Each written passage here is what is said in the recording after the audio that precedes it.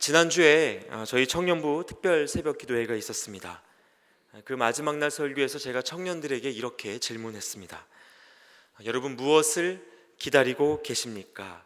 또 무엇을 기다리며 살고 계십니까? 이렇게 질문했습니다. 이와 같은 질문을 오늘 여러분에게도 한번 드리고 싶습니다. 여러분은 무엇을 기다리며 살고 계십니까? 기다린다는 말은 기대한다는 뜻이고, 사람은 기다리는 것이 있어야 참 삶의 의미를 찾으며 살아갈 수 있습니다. 기다리는 것이 없는 사람도요, 앞으로 기다릴 만한 일이 생기길 기다려야 삶의 생기가 돕니다. 간장 공장장 간장 공장 공장장 같은 이야기지만 충분히 제 이야기의 뜻을 이해하시리라 생각합니다. 예를 들면 저희 딸은 늘 맛있는 것 먹으면서 아빠가 얼른 들어와서 놀아주기를 기다리고 있고요. 저희 청년들은 취업과 결혼과 또 인생의 성공과 뿐만 아니라 하나님 알아가기를 기다리며 살아갑니다. 중년이 되고 나이가 들면 삶의 안정을 꿈꾸고 그것을 기다리고 자녀들의 평안과 성공을 기다리는 법입니다. 그래서 인생은 기다림의 연속이고 소원의 연속이라고 말할 수 있습니다. 그런데 이러한 기다림은요, 신앙생활에서도 마찬가지인 것 같습니다. 제가 낮에도 나누었던 것처럼 이 기다림은 기독교 신앙의 핵심 가치이기 때문에 기다림을 잃어버린 채 하나님 나라를 소망한다는 것은 이 앞뒤가 맞지 않는 말입니다. 오늘 제가 함께 나누고자 하는 마태복음 25장은요, 이렇게 기다림에 대한 메시지가 가득합니다. 그 중에서도 하나님 나라를 기다리는 자의 삶에 대한 세 가지 비유가 등장합니다. 오늘 낮에 함께 나누었던 첫 번째 비유는 바로 열처녀 비유였습니다. 신랑을 기다리겠다고 걸음을 떼어서 등을 들고 나왔지만 신랑이 도착하는 그 순간에 마침 기름이 떨어져 혼인잔치에 들어가지 못한 비극적 주인공들의 이야기가 그 첫 번째 비유 안에 담겨 있었습니다. 여러분, 우리가 오늘 주께서 다시 오시는 그 마지막 날에 대해 생각하면서 우리가 무엇을 위하여 우리의 시간과 삶을 사용하고 있는지 다시 한번 돌아볼 수 있으면 좋겠습니다. 우리가 신랑 되신 예수 그리스도를 기다리는 신부로서 준비해야 할 기름이 무엇인지 생각해 볼 수 있는 기회가 되면 좋겠습니다. 물론 이 기름이 무엇인지에 대해서는 여러 가지 신학자들의 다양한 견해가 존재합니다. 그러나 중요한 것은 우리의 삶이 예수님이 오시는 길을 준비하는 삶인지 이렇게 스스로 질문하기를 멈추지 않아야 한다는 것입니다. 사실 이 마태가 들려주는 예수님의 다른 설교 본문인 마태복음 5장에 보면요, 팔복이라는 주제로 예비된 천국을 누리는 삶이 어떠한 삶인지에 대해서 상세하게 다루어져 있습니다. 그런데 그 말씀을 듣다 보면 이런 생각이 듭니다. 의미도 좋고 또 그렇게 살아보고도 싶은데 되지 않는 우리의 실존은 어떻게 하면 좋단 말인가, 이런 한탄이 들게 마련입니다. 여러분, 생각해 보십시오. 어느 누구도 일부러 가난한 심령과 애통하는 마음을 선택하지는 않습니다. 당연한 것 같습니다. 형제들은 살다 보면 젊을 때 한 번쯤 좋은 차 타고 싶어 하고요, 자매들도 한 번쯤은 그 백, 자세하게 말씀드리진 않겠습니다만 그 백 한 번쯤은 메고 다녀보고 싶어 하고요, 또 신앙인들도 복음 때문에 약간의 불편을 겪는 것은 자랑스럽게 여기지만 의를 위하여 박해를 받는다고 생각하면 그런 삶은 별로 상상하고 싶어 하지 않습니다. 정죄할 필요도 없이 이것이 저와 여러분을 포함한 모든 사람의 공통적인 모습이 아닐까 싶습니다. 그러다 보니 팔복 말씀을 읽으면 이 말씀을 너무 깊이 적용하면 안 되겠다, 이런 반응이 자동적으로 일어날 수 있습니다. 여러분, 그러나 하나님의 나라를 예비하는 삶을 우리가 포기할 수 있겠습니까? 그럴 수는 없습니다. 그래서 오늘은 팔복이 말하는 그 삶을 종착지로 두고 오늘 우리가, 지금의 우리가 내디딜 수 있는 한 걸음에 대해서 생각해 보면 좋겠다 싶습니다. 내가 삶에서 중요하게 생각하는 것이 신랑을 맞이하는 데에 쓰일 기름이 맞는지 아닌지, 이 정도만 생각해 볼 수 있어도 큰 수확인 것 같습니다. 그리고 그것과 상관없는 것들을 하나라도 정리해 볼 수 있다면 이건 역시 놀라운 적용이 아닐까 생각합니다. 당장 일상에서 무엇인가를 없애고 또 포기하라는 말씀을 드리는 것은 아닙니다. 내가 옳다 생각하는 대로 살아왔던 그 삶의 기준을 하나님의 관점과 가치관으로 조금씩만 틀어보자는 것입니다. 그런데요, 이렇게 시도하면 우리가 생각했던 가치관과 그 관점을 하나님의 것으로 조금씩 틀려고 시도하다 보면 우리가 겪게 되는 것이 있습니다. 바로 부족함, 그리고 결핍입니다. 왜 그런지 아십니까? 내가 생각할 때는 이것이 꼭 필요한데 말씀에 비추어 보자면 꼭 필요한 기름은 아닌 것 같고, 그래서 살짝 손을 놓아보자니 부족할 것 같은 느낌이 드는 겁니다. 내가 정말 이래도 되나? 이것을 정말 놓고도 살 수 있나? 이런 마음이 드는 겁니다. 그래서 그것에 따라오는 감정이 무엇일까요? 불안입니다. 여러분, 이것이 신앙의 결단에 동반되는 아주 자연스러운 마음의 길입니다. 하나님의 뜻을 따라 살아가자니 이것을 놓아야 하겠고, 이것을 놓자니 정말 그래도 되는지 불안한 겁니다. 여러분, 그러나 이때 말씀을 따라가면 그때부터 시작되는 또 다른 축복이 있습니다. 그것이 바로 하나님과의 동역입니다. 나와는 상관없어 보이던 하나님의 일을 이제는 나의 비전으로 보고 주님과 함께 걸으며 행할 수 있는 길이 새롭게 열린다는 뜻입니다. 그러면 우리가 준비해야 할 등불의 기름도, 그리고 팔복이 말하는 삶의 열매도 자연스럽게 맺혀져 가리라 생각합니다. 그래서 여러분 기억하시면 좋겠습니다. 마지막 날을 위하여 정말 하나님이 중요하게 생각하시는 것, 그 기름을 준비하려면 내가 정말 중요하게 여겨왔던 그것을 내려놓으라는 도전에 직면하게 되실 겁니다. 결핍과 불안에 맞닥뜨리게 될 것입니다. 여러분, 그래서 이 열처녀의 비유 이후에 마태복음 25장에서 이어지는 두 번째 비유가 무엇인가 하면 바로 달란트 비유입니다. 자, 이제 마태복음 25장에 담긴 나머지 두 비유를 통해서 신랑을 맞이하는 마지막 날을 준비하는 삶에 대해 조금 더 구체적으로 살펴보도록 하겠습니다. 방금 말씀드렸던 대로요, 이 열처녀 비유에 이어지는 스토리는 바로 달란트 비유입니다.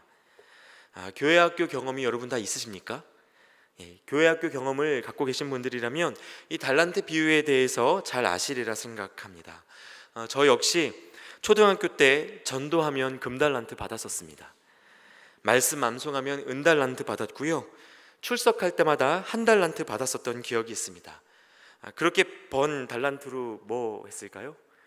아마 지금 저희 청년부 어린 친구들은 잘 모를 수도 있겠습니다만 정기적으로 열리는 달란트 시장에 그것을 가져가서 필요한 것들을 샀습니다. 성경책도 샀고 노트도 사고 연필도 샀습니다. 그런데 제가 나중에 이렇게 성인이 돼서 생각해 보면 이것이 어릴 때부터 신앙으로 장사하는 법을 배운 것은 아닌가. 신앙생활 잘하면 눈에 보이는 뭔가를 얻게 된다는 이상한 신학을 배운 것은 아닌가, 이런 생각도 하게 된 적이 있었습니다. 자, 어쨌든 이 달란트 비유가 우리에게 가르치는 가치가 무엇인지 여러분 알고 계십니까? 가장 단순한 해석이 바로 은사 사용입니다. 이 본문을 통해서 각자에게 하나님이 주신 재능을 낭비하지 말라는 설교를 제가 참 많이 들었습니다. 그러나 마태복음 25장 15절 말씀에 보면요, 이 비유에서 주인은 달란트를 나누어 줄 때 각 사람의 재능에 따라 달란트를 나누어 주었다고 기록되어 있습니다. 재능에 따라 달란트를 나누어 준 겁니다. 그러니까 달란트가 재능이란 뜻이 맞습니까? 아닙니까? 조금은 다른 뜻인 겁니다. 재능에 따라 맡겨진 그 무언가가 달란트라는 것입니다. 또 이 달란트 비유 본문의 주제가 부지런한 은사 사용이라면 본문에서 이 등장하는 종들에게 각기 다른 달란트가 지급될 이유도 없었을 것입니다. 그리고 결정적으로 2달란트 받은 인물이 등장할 이유도 없었을 겁니다. 이 말씀은, 이 비유는 문맥의 전체를 고려하자면 부족함, 즉 결핍을 다루는 마음의 태도가 주제입니다. 그리고 부족함은 상당 부분 상대적인 개념이기 때문에 또 다른 말로 비교의식을 주제로 하고 있다라고 이야기할 수도 있습니다. 결국 하나님과 동역하는 삶의 자리에서 찾아오는 부족함을 바르게 해석하고 그 결핍의 가치를 가르쳐 주려는 것이 이 달란트 비유의 의도라고 생각할 수 있습니다. 여러분, 앞서 이야기했던 것처럼 우리가 마지막 날을 생각하면서 정말 중요한 것을 붙잡으려고 하면요, 우리가 부족함의 자리로 부름받는 사실을 기억할 수 있어야 합니다. 사람이 불안을 따라 살면 무언가 계속 채우려고 합니다. 그러나 믿음을 따라 살면 계속해서 비우고 또 하나님을 바라보게 되는 것입니다. 말씀드린 대로 이 달란트 비유 안에는 5달란트 받은 자와 1달란트 받은 자가 등장합니다. 그리고 마태는 의도적으로 2달란트 받은 자를 이 안에 포함시켜 두었습니다. 이런 설정을 통해서 1달란트 받은 자의 마음 안에 들어있던 그 비교의식을 자극하고 있는 것입니다. 사실 주인이 여러분 달란트를 공급할 때는요, 나누어 줄 때는요, 등급을 매겨서 하지 않았습니다. 물론 재능에 따라 주었으나 그것은 어떤 등급을 말하는 것이 아닐 뿐만 아니라 사랑해서 더 주고 덜 사랑해서 덜 준 것 역시 아니었습니다. 게다가 1달란트로 할 수 있는 일의 크기도 그것 가진 이가 생각하는 것보다 더 어마어마했다는 것을 말씀을 통해 확인해 볼 수 있습니다. 자, 그런데 이 1달란트 받은 자가 말씀 안에서 어떻게 반응합니까? 그 마음 안에 들어온 비교의식으로 인해서 자신의 결핍의 마음을 빼앗겼습니다.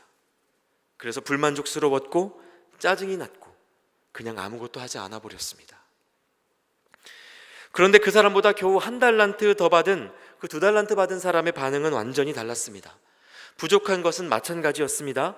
불평할 만한 것도 마찬가지였습니다. 그러나 그는 5달란트 받은 자와 동일하게 주인의 기쁨에 동참할 수 있었습니다. 여러분, 2달란트면 5달란트 받은 자보다 1달란트 받은 자와 가까운 것 아닙니까? 어쩌면 1달란트 받은 자가 2달란트 받은 자를 보면서 야, 너도 일할 것 없어, 이리 와서 같이 묻어둬, 이렇게 이야기할 수도 있었을 것입니다. 야, 우리처럼 1~2달란트 받은 사람이 뭘 하겠니? 이렇게 말할 수도 있었을 것입니다. 그러나 2달란트 받은 자는 그렇게 하지 않았습니다. 주인을 생각했고 자신이 할 수 있는 일을 해나갔습니다. 여러분, 성경에 이런 이야기가 수두룩합니다.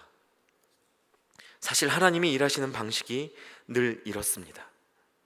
우리는 부족한 상황을 통해서 하나님의 사랑을 의심하지만 성경 속 수많은 인물들은 부족한 상황을 통해 오히려 하나님의 사랑을 확인하게 되었습니다. 어떤 사람들은 기름 외에 더 많은 것들을 준비해야 된다고 말하지만 성경은 기름 외에 우리가 더 준비할 것이 없다고 말하는 것입니다. 우리에게 5달란트가 있어야 하나님을 섬길 수 있다고 말하지만 아니요, 1달란트만으로도 충분하다라고 이야기하는 것입니다. 오히려 우리에게 있는 그 부족함이 하나님을 찾게 하고 하나님의 능력을 힘입게 하는 도구가 된다는 것을 성경이 가르치고 있다는 것입니다. 그래서 상황보다 크신 하나님을 경험할 수 있고 이것이 그리스도인이 살아가는 삶의 묘미인 것입니다. 여러분, 예를 하나 제가 들어볼까요? 다윗, 여러분 다 아시죠? 교회 학교 다니는 아이들도 다윗과 골리앗의 이야기를 알고 있습니다. 이 다윗이 칼 없이 골리앗을 이겼습니다. 오병이어의 이야기 아시죠? 이 말씀에도 등장하는 그 한 어린아이의 도시락, 이 오병이어로 예수님은 10,000명 이상을 먹이셨습니다. 이 와중에 이 모습을 바라보는 사람의 생각은 어떠합니까? 골리앗 앞으로 나아가는 다윗을 보면서 사울 왕은 공포에 떨었습니다. 불안에 떨었습니다. 본인이 보통 사람보다 30cm는 더 큰 사람이었음에도 불구하고 골리앗 앞에 설 수 없었을 뿐만 아니라 싸우러 나가는 다윗에게 맞지도 않는 옷을 입혀주었습니다. 골리앗에게 있는 것을 보느라 자기에게 없는 것, 또 다윗에게 없는 것만 보고 있었던 겁니다. 그러나 다윗은 뭐라고 이야기합니까? 골리앗을 향하여 이렇게 소리칩니다. 너는 칼과 단창으로 내게 나아오거니와 나는 만군의 여호와의 이름으로 내게 나아가노라. 너는 칼을 의지하지만 나는 하나님만 의지한다. 이것이 다윗의 고백이었습니다. 그리고 그는 그렇게 승리하여 하나님의 능력을 맛보는 인물이 되었습니다. 오병이어를 바라보는 제자들의 반응은 어떠했습니까? 제자 빌립과 안드레의 반응을 한번 생각해 보십시오. 예수님께서 이 사람들 밥 어떻게 하면 좋겠니 모르시자 빌립은 그 시간에 계산했습니다. 똑똑한 사람이었습니다. 그래서 대답했습니다. 200데나리온 있어야 될까 말까 합니다. 이렇게 대답합니다. 안드레는 또 어떠했습니까? 안드레는 그나마 조금 나아서요, 먹을 것이 있는지 없는지 찾아보기는 했습니다. 그래서 오병이어 가진 한 아이를 데려왔는데 이걸로는 택도 없겠다 이야기합니다. 여러분, 빌립보다 안드레가 조금 낫긴 하지만 부족함에 집중했던 것은 별반 다르지가 않습니다. 그러면 나아갈 수가 없는 것입니다. 하나님과 함께 할 수 있는 일이 그 인생 속에 없게 됩니다. 여러분, 우리가 살아가던 인생 속에서는요, 보이는 것이 참 많습니다. 나보다 부자도 보이고 나보다 가난한 사람도 보입니다. 나보다 더 가진 자도 만나고 덜 가진 자도 만납니다. 여러분, 이 중 무엇을 보고 마음을 결정하시겠습니까? 진부한 예이지만 반이 차 있는 물컵을 보아도 해석이 다 다릅니다. 그런데 이것이 부족함 앞으로 부름받은 그리스도인의 태도를 참 적절하게 보여주는 것 같습니다. 그래서 결국 부족함으로의 부르심은 믿음으로의 부르심입니다. 이것이 우리의 연약함 속에서 하나님을 따라가는 훈련이 된다는 것을 기억하실 수 있으면 좋겠습니다. 삶 속에서 내게 없는 것에 주목하면 부르심을 따라갈 수가 없습니다. 마지막 때를 준비한다고 하지만 필요 없는 수많은 것들에 돈과 시간과 에너지를 쏟는 것이 이 시대 사람들의 모습입니다. 그러나 아무것도 없어도 하나님만 계시면 못할 일이 없다는 용기가 우리에게 있으면 좋겠습니다. 하나님으로 충분하지 않은 일이라면 무엇을 채워 넣어도 충분하지 않다는 이 믿음의 고백이 우리에게 생생하게 살아 있었으면 좋겠습니다. 물론 오해하시지 않았으면 더 좋겠습니다. 없는 것을 정당화하자는 말이 아닙니다. 고생스러운 것을 참고 살자는 말도 아닙니다. 그저 하나님을 따라 살아가는 인생 속에서 겪는 부족함 속에, 그 부족함 속에 하나님을 향한 신뢰를 잃지는 말자는 것입니다. 100년 전 이 한국 땅에 처음 발을 디딘 선교사들의 이야기를 여러분 한 번쯤 들어보셨을 겁니다. 언더우드 선교사는 당시 조선의 상황을 바라보면서 이렇게 기도문을 작성했습니다. 주님, 이곳에는 아무것도 보이지 않습니다. 이렇게 썼습니다. 토마스 선교사는 그 어린 나이에 아무것도 보이지 않는 불가능의 땅에 들어와 자신의 생명을 뿌렸습니다. 여러분, 생각해 보십시오. 부족할 뿐만 아니라 다 빼앗긴 이들이, 그들의 삶이 정말 아무것도 이루지 못했습니까? 여러분, 세상에서는 우리가 가진 무언가가 삶과 사역의 효율성을 결정하기 때문에 이에 따라 마음도 많이 흔들립니다. 그러나 하나님은 효율성에 근거하여 일하시는 분이 아니십니다. 정말 하나님의 뜻에 따라 살아가는 사람이라면, 정말 마지막 때를 예비하며 예수 그리스도를 기다리는 삶이라면, 이 말씀은 하나님이 허락하신 삶을 대하는 우리의 태도 전반에 적용되어야 합니다. 삶에는 부족한 것 투성이죠. 재정도, 재능도, 기회도 다 부족합니다. 뿐만 아니라 믿음, 소망, 사랑, 이 모든 영적 은사에 있어서도 참 부족함이 많습니다. 여러분, 옆에 함께 예배하고 있는 분들을 한번 바라보십시오. 지금 옆에 같이 앉아 계시는 그 사람, 지금까지는 꽤 멋졌을지 몰라도 우리가 함께 자고 생활하다 보면 서로 안의 부족함을 다 발견할 수 있게 되는 것이 바로 사람입니다. 결혼해 보시면 더 확실하게 알게 되시죠. 그러나 그 부족함 때문에 사랑이 상할 수 있습니까? 부족함 때문에 상할 수 있는 사랑은 없습니다. 오히려 부족함 때문에 더 사랑하게 되고요, 서로의 부족함 때문에 하나님이 일하시는 것을 더욱 의지하고 경험하게 되는 것이 우리의 신앙입니다. 사람이 가진 것으로는 아무리 봐도 이룰 수 없는 그 일을 하나님께서 이루어 가시는 것을 보는 그 은혜를 경험하게 되는 것이죠. 그래서 예수님 다시 오시는 그날을 준비하는 삶, 이 삶은 내 삶을 두르는 부족함을 다르게 해석하게 할 뿐만 아니라 내 곁에 사람들을 바라보는 눈까지도 바꾸어 내는 법입니다. 우리가 중요하게 여기던 것들이 중요하지 않았음을 알게 되고, 우리가 하찮게 여기던 것들이 얼마나 귀중한 가치를 갖고 있던 것인지 새롭게 깨닫게 되는 것입니다. 자, 그럼 이제 열처녀의 비유와 달란트 비유에 이어지는 마태복음 25장 마지막 비유를 살펴보도록 하겠습니다. 이 비유는요, 우리가 함께 읽고 시작했던 이 34절부터 40절까지의 그 말씀을 담고 있는 부분입니다. 흔히 양과 염소의 비유라고 불립니다. 이 비유에는 마태가 계속 이야기하고 있는 마지막 때에 하늘에서 있을 심판에 대해 다루고 있습니다. 말씀의 내용은 이렇습니다. 예수님께서 다시 오시는 그날에 모든 민족을 불러 모으시고 양과 염소로 구분하여 두십니다. 이때 양은 오른편에 두시고 염소는 왼편에 두십니다. 그런데 그 기준이 무엇인지 아십니까? 바로 오늘 말씀 35절부터 36절까지 그 기준이 나타나 있습니다. 제가 읽어드리겠습니다.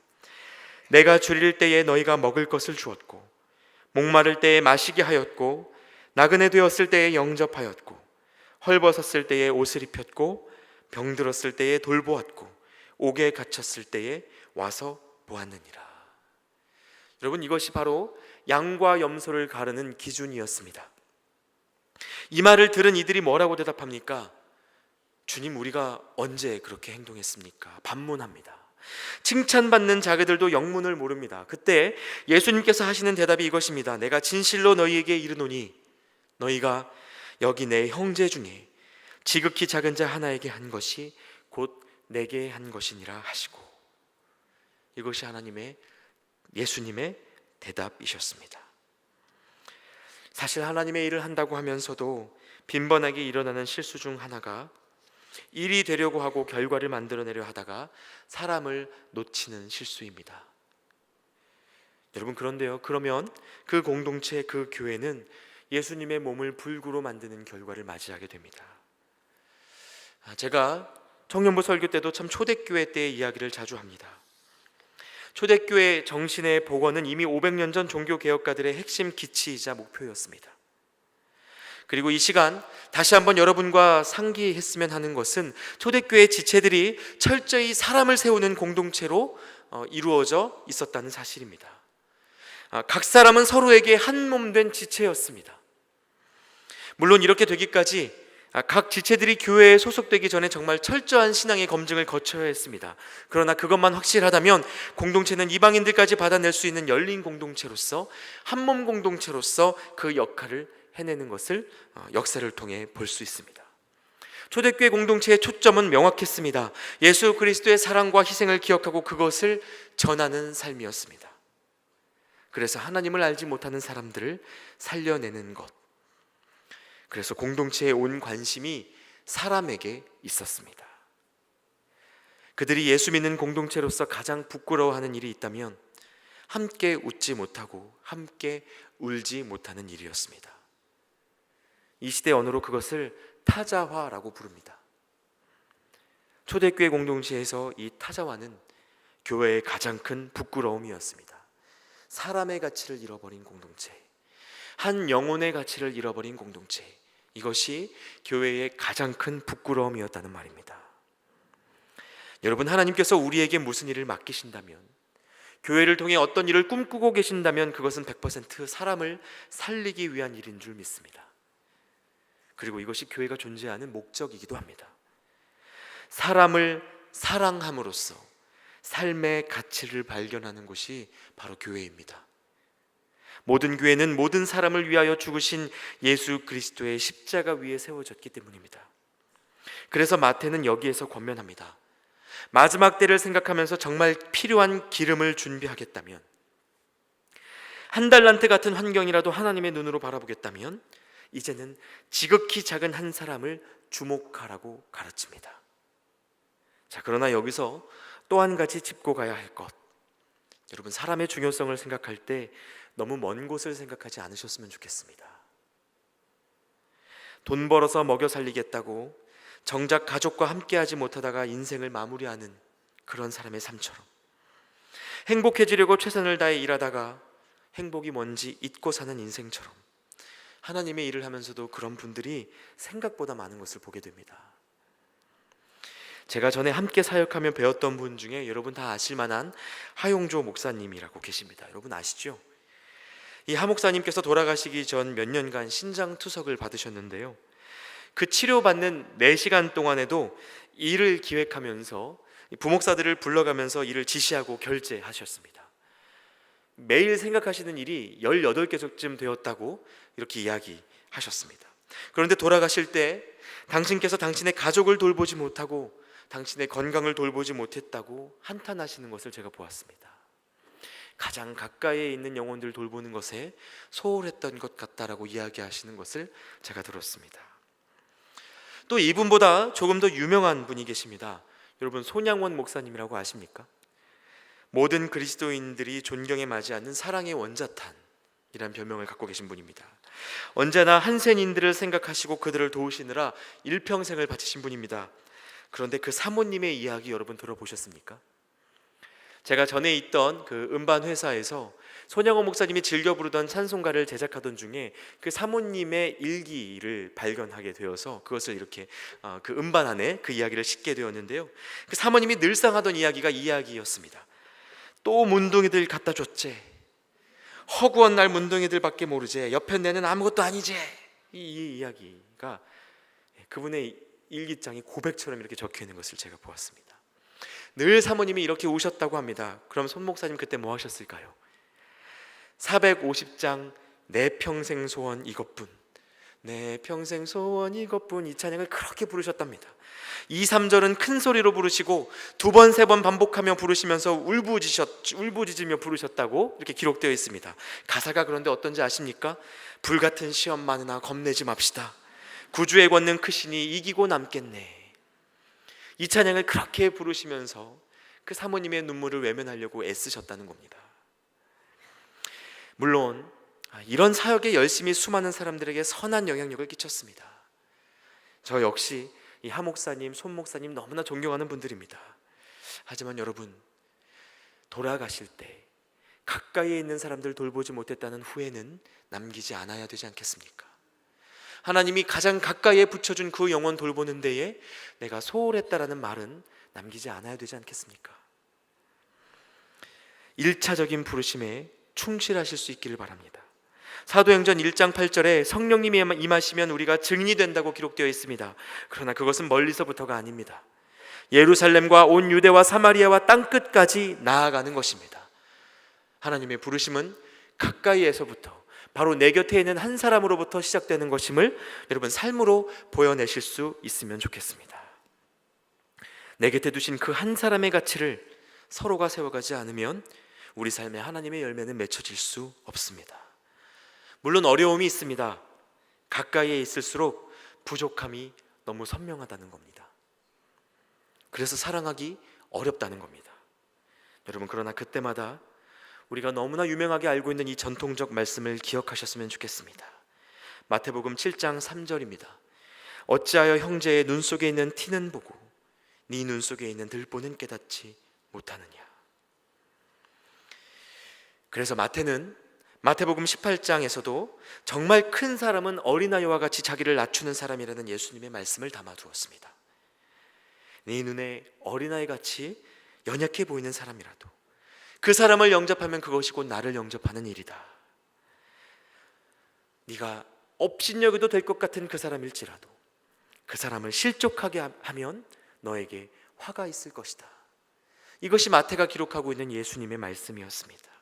99마리가 내게 있어도 나는 길 잃은 양 한 마리를 찾아 나설 것이다. 이것이 예수님의 말씀이었습니다. 여러분, 하나님은 계속해서 사람에게, 한 영혼에게 집중하고 계십니다. 그래서 한 사람이라도, 어린아이같이 별 볼 일 없어 보이는 한 사람이라도 그 사람을 자기 자신보다 귀히 여길 줄 아는 것이 신앙이라고 우리에게 가르치고 계십니다. 자, 그럼 이제 지금 이 순간 어떤 사람들이 저와 여러분 곁에 허락되어 있는지 한번 생각해 보시면 좋겠습니다. 먼저는 함께 예배하고 있는 여러분 곁에 형제와 자매들이 있으십니다. 또 댁으로 돌아가시면 너무 가까워서 돌보지 못했던 가족들이 있으실 겁니다. 직장으로 가시면 매일 보지만 별로 가까이 하고 싶지 않았던 직장 동료들이 있을지도 모르겠습니다. 여러분이 멀리서 어떤 큰 일을 이룬다 하여도 바로 그 사람들 곁에서 이루어가야 할 하나님의 사랑이 있다는 사실을 이 시간 기억하실 수 있기를 바랍니다. 사랑하기에 합당하지 않은 사람이라 할지라도 그 어떤 사람보다 나의 부족함이 선명해지는 은혜, 그런 지혜가 저와 여러분 모두에게 있기를 바랍니다. 자, 그래서 이제야 말할 수 있는 부르심의 결론, 부족함 속에서도 사람을 세워가려 할 때 비로소 우리는 하나님의 뜻대로 행하는 사역에 동참할 수 있다는 것입니다. 그리고 이것이 마지막 때를 준비하는 삶의 시작입니다. 마지막으로 마태복음의 한 일화를 더 들려드리고 설교를 마치려고 합니다. 마태복음 21장 33절 이하의 본문인데요, 여기에서 포도원을 만든 집주인이 농부들에게 세를 주고 타국으로 떠났다가 추수할 때가 되어 그 실과를 받기 위해서 종들을 보냅니다. 그러나 새들어 일하던 농부들이 주인이 보낸 종들을 돌로 쳐 죽여보냈습니다. 그리고 이어서 보냄받은 아들도 죽이게 되었습니다. 사실 주인은 설마 내 아들까지 죽이겠나 생각했습니다. 그러나 주인의 포도원에서 일하던 종들이 거리낌 없이 그 일을 행했다는 것입니다. 결론적으로 종들을 죽이고 아들을 죽인 것은 그 주인을 죽인 것과 같았습니다. 여러분, 이 말씀 속에서 포도원은 어디입니까? 하나님께서 저와 여러분 모두에게 허락하신 삶의 현장입니다. 일 맡은 농부들은 누구입니까? 달란트를 맡고 그 밭을 맡은 역시 우리일 것입니다. 이제 하나님은 우리에게 그 열매를 얻기 위해 당신의 종들, 아들들을 보내실 겁니다. 종들은 누구고 아들들은 누구입니까? 여러분이 만나는 모든 사람들이고 또 서로가 서로에게 그러합니다. 그리고 훗날 신랑 되시는 예수님이 다시 오시면 이렇게 말씀하실 것입니다. 너희가 여기 내 형제 중에 지극히 작은 자 하나에게 한 것이 곧 내게 한 것이니라. 여러분, 주의 이름으로 모인 우리가 서로를 통하여, 이곳에서 만나는 많은 이들을 통하여 하나님을 볼 수 있길 바랍니다. 도망쳤다가 십수년을 보내고 돌아와서 다시 형 에서를 만나려는 동생 야곱의 마음에는 분명히 큰 걸림돌이 있었을 겁니다. 그 마음이 하나님을 온전히 따라가는 길을 빈번히 붙잡았을 겁니다. 그랬던 그에게 회복이 찾아왔을 때 야곱은 형 에서에게 이렇게 고백합니다. 내가 형님을 보니 하나님을 보는 것 같습니다. 없이 살고자 했던 한 사람에게서 하나님을 보는 눈이 열리는 것, 여러분, 이것이 예배의 회복이고 베델의 회복입니다. 이제 말씀을 정리하려고 합니다. 오늘 제가 여러분과 나눈 말씀, 이 마태복음 25장은 예수님이 다시 오시는 그때, 즉 최후의 심판에 대한 비밀을 말해주는 메시지였습니다. 마지막 때를 준비하며 살아가고자 하는 이들에게 주는 교훈이었습니다. 결국 하나님의 나라는, 천국은 내게 맡겨주신 달란트, 내게 보내주신 지체들을 어떻게 다루었는가에 달려있다는 것입니다. 앞에서 달란트 비유의 달란트가 단순한 개인의 재능을 말하는 것이 아니라고 이야기했습니다. 그 뒤에 이어지는 양과 염소의 비유를 생각하자면 여기에서 달란트는 오히려 내 곁에 두신 사람들일지도 모릅니다. 또 우리가 준비해야 할 기름은 어쩌면 그들을 돌보고 섬기는 삶일지도 모르겠습니다. 여러분, 기억하십시오. 성경은 어떤 이는 5달란트 같아서 쓸모있고 어떤 이는 2달란트, 1달란트 같아서 별 볼 일 없어 보이는데 그들 모두가 하나님과 같은 자라고 우리에게 이야기합니다. 그래서 사람을 대하는 방식을 보면 하나님을 대하는 태도를 볼 수 있는 것입니다. 이 세상의 방식에 대해서 여러분 잘 아실 겁니다. 세상의 높은 사람, 힘 있는 사람은 사람들이 하나님처럼 대합니다. 그러나 낮은 사람, 힘없는 사람은 때때로 쓸모없는 1달란트처럼 대합니다. 여러분, 그러나 이런 방식으로는 하나님을 섬길 수가 없습니다. 신랑 되신 예수 그리스도께서 다시 오실 그날을 준비할 수 없습니다. 마지막 날에 예수님께서 양과 염소를 분류하는 기준은 결국 사람을 대하는 태도, 한 영혼을 대하는 태도에 달려 있었다는 사실을 기억하시기 바랍니다. 99마리의 양을 두고도 한 영혼을 찾아 떠나시던 선한 목자 예수님처럼 작은 자의 가치를 마음에 새기고 하나님이 이루어 가시는 일을 함께 경험하는 저와 여러분 모두가 되시기를 축원합니다.